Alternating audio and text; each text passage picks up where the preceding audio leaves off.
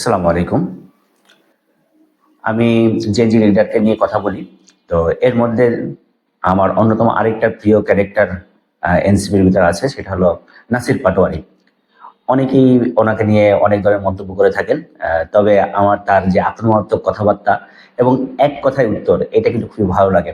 তো ওনাকে দেখবেন যে খুব বেশি যে চটপট চটপট কথা বলবে তা না, স্লোগান যে খুব বেশি দিবে তা না। ও শোনে বেশি, করে শোনে বেশি, করেও বেশি, আর বলে কম। তো আর যেটা উত্তর দিবে সেটা যেমন টাস করে একটা উত্তর দিবে, সেই উত্তরটা কিন্তু মিডিয়া মিম হয়ে যায়।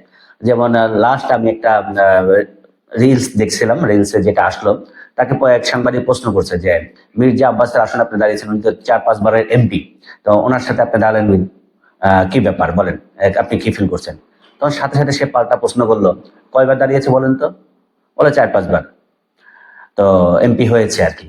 তা এখানে যেটা হলো, উনি বললেন যে উনি এমপি হওয়ার চেয়ে হারার রেকর্ড বেশি।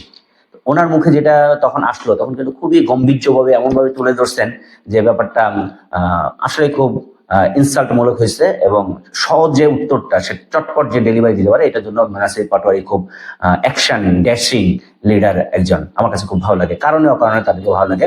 তো এনসিপি যে কজনের ভিতরে ভালো লাগে তার মধ্যে ও একজন। আর ও ঢাকা 8 আসনে নির্বাচন করছেন। মির্জা আব্বাস তার প্রতিদ্বন্দ্বী।